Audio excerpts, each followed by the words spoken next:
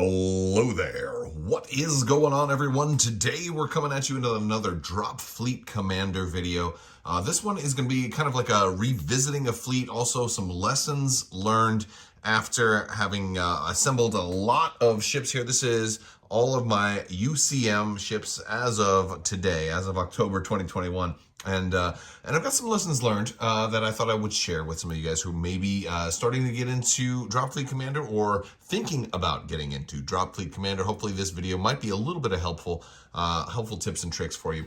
Also, if you guys are new here, be sure to enter to win that $25 Amazon gift card giveaway. You just have to be a subscriber and leave a comment on this or one of my videos. It's as simple as that. Also, check out some of the links in the description below. So, what you're looking at here is a lot of my Dropfleet Commander ships, and well, this is all of my UCM fleet currently. Now, this consists of a number of different sets. This is the UCM ships that come in the starter, the two-player starter. This is also a UCM battle fleet. And so we've got a battle fleet, a starter. We've got like some of these guys that came in the battle fleet. We've got lots of frigates and cruisers, as well as a battle cruiser that came in the battle fleet. Plus, there were a couple of individual additional expansions, such as the we got a separate battle cruiser, the UCM monitors pack, and of course this big old dreadnought back here too. So I've put together a lot of extras. I'll say the first lesson learned is I think I got too much because.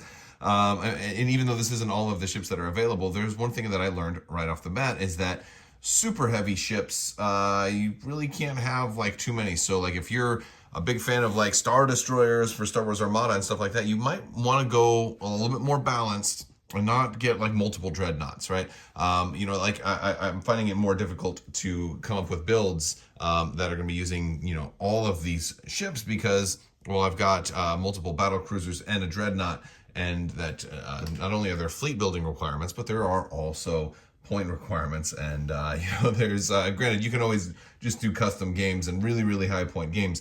But for most games, I've got more than I'm necessarily needing all the time.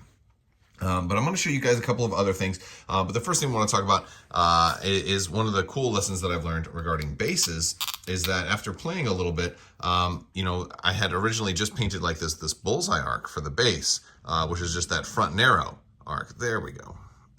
And I decided to go back and kind of paint the little markers there. I still got some paint on my fingers, but I've got the markers there. I painted that so you can more easily see your left, right, and rear from a distance too, because there's a slight edging part that's tapered out a little bit that you can see on the base, but it really stands out a lot easier in a crowded game with a lot of ships if you can see those. So I definitely recommend painting the base parts there ever so lightly, or at least a light dry brush, or take like a paint pen or something like that. I did a really narrow point brush and kind of soaked it in really gently, and kind of use the sides of the brush to hit the raised portion of the plastic. Another lesson learned, and I'm going to change things up here and give you a closer view of a couple of ships, is there are these little black bits. And I'm going to use the Dreadnought here as an example, by the way. Awesome ship. Love this. I had a lot of fun painting all of these ships, and I've done a painting video already. But we've got these bits right here that kind of go in the middle that you can use to mark your hit points. And this one actually has two, so it's a good example. It's got the 10s and the 20s. This is actually, in my opinion, a little more difficult than maybe more trouble than it's worth.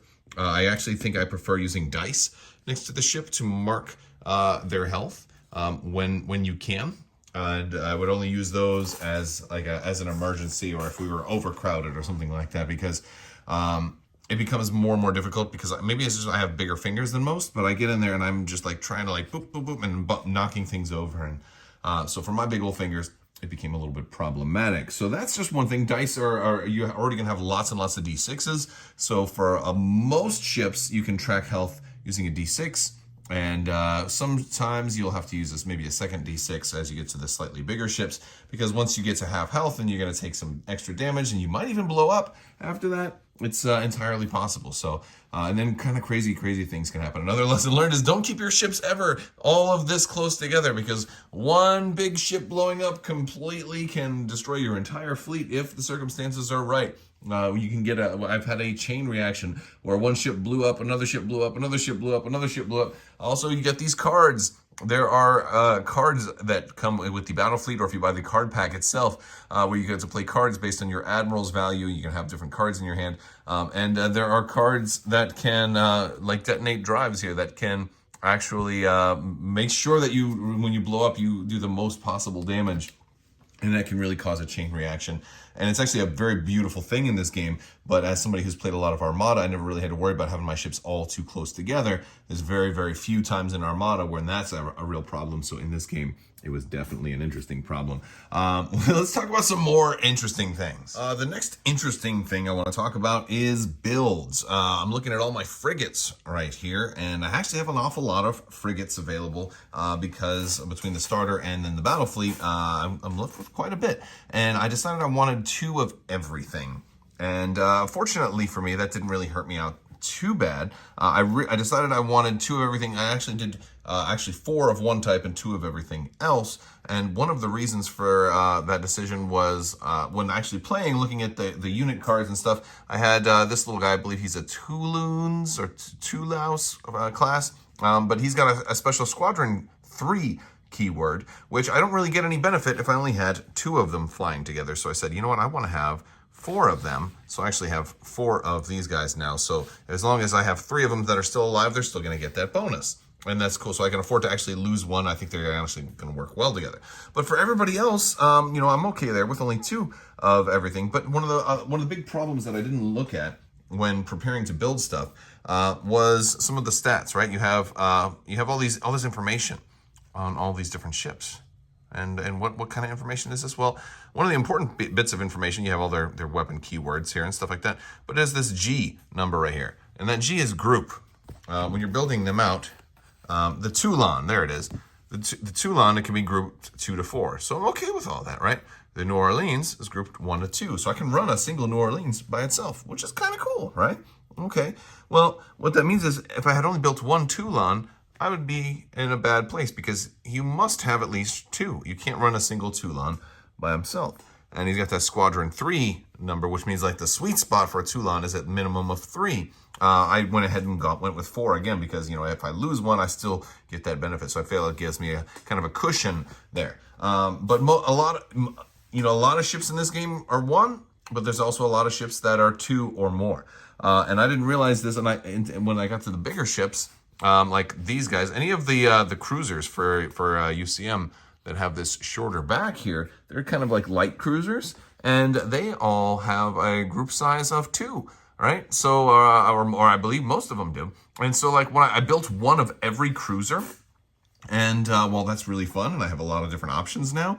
I've got these guys that I can't actually run legally right now. Now I could take these 2 guys and maybe just pretend that they're the same guy and like say, all right, they're both going to be this guy, or they're both going to be this guy, and run them in a group of 2 together. But that is kind of problematic. Another problem I ran into with the UCM monitors was I built one guy with this beam weapon here in the middle, and I built the other 2 with the big cannon. And the problem is they also require 2, which means I can't run this guy now. So if you buy a 3-pack of ships, you might want to build them all the same way. Now, this is largely eliminated if you decide you're going to magnetize and thus can like pop your wings off and replace them and build them all on the fly. And so if you're doing that, then more power to you. That was a little more work than I was willing to do because drilling into stuff and putting magnets in and then maybe running the risk of accidentally having pieces fall off mid-game or whatever. I've seen some of that. It's just something that I didn't want to go. I didn't want to go down that road. So if you're not going to magnetize, definitely look at the weapons. If anybody has like a squadron keyword, that's going to influence how many you want in a build, or what the group size is. Make sure you're making a legal limit that you can take into a fleet. Or, I mean, you can go above that and maybe, do like, for, if you wanted like 2 different fleets, but I don't think there's a whole lot of reason to go above the max group size, unless you're really going completely wild and crazy. So that is something very interesting. And speaking of groups and battle groups, I've got another cool tip I actually saw on Facebook. So in a full fleet, you're going to notice that your different battle groups and everything can all kind of get blended together. And sometimes in bigger games, it might be a little more difficult to tell your different groups apart, especially if everything does get close, which again, a lot of times you don't want to get them too close. Well, a great way to tell them apart, as you can see I've already marked here, is with beads. Now these are just basic kind of costume jewelry beads, kind of crafting beads. You know, your kids might made you a bracelet out of these or something like that. And you can they stick right over the poles, just like that, boom. And so maybe this guy and everybody who goes with him is going to be in the green battle group. And then I've got my blue battle group here, and then I've got my pink battle group, and then there you go. And now it becomes really easy when you're activating a battle group to just reference the color of bead that they have, and voila. And these are actually, my wife picked these up for me at, I think they're at the Dollar Tree or something like that. These are metallic beads, and there's all different types too, so you can, you have a lot of different options. There's a lot of different colors in here, but it's a really cool, cheap option for doing really cool stuff. Speaking of when you're picking these up, one thing I noticed, and if you are new to this game, you may have noticed it also, or heck, if you're a veteran, you might have noticed it also, is that sometimes these poles kind of slide in and out of here really, really easy. Like I like to be able to push them down, have them kind of stick a little bit so I can pick up the ship and go. Well, every once in a while, like maybe 1 out of 5 ships, or something like that, it'll be really, really loose, such that you pick it up and it just slides out. Now this one isn't, all of mine I've kind of fixed, but if that happens to you, and if your poles kind of slide in and out of this hole a little too loose and makes your ship kind of easily fall out, you just take a little lighter and basically melt the edge and only hold it under there for like a split second. And then of course I'm running out of fluid because I decided to do this live. But basically just hold it under there for like maybe just a half a second tops. Blow it out, maybe kind of press it down just a little bit, and then you're gonna notice, let it cool completely and then put it in there, and it's gonna make it warp just enough to give it some resistance when you push it in there. So this way you'll still be able to take it out. Now I know some people also will glue their stuff, and that is fine too. That means you will only be able to take it off of there if you want to do that. If you wanted to kind of put some beads on there and make him gold squadron. Boom, there you go. Well, not squadron, but yeah.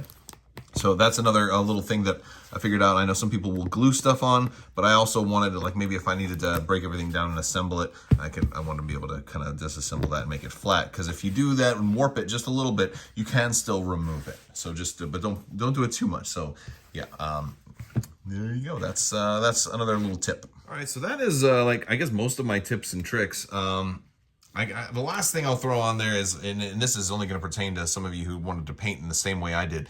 I did like a light dry brushing of like a light blue on these afterwards, and it covered up all of my little yellow lights. So then I ended up having to go back over again and do a whole second coat of little yellow lights, and they were tiny little dots. So this was extremely time consuming. So if you're doing the dry brushing thing, I would suggest doing that as one of the first things you do, and then add all your details on top of that.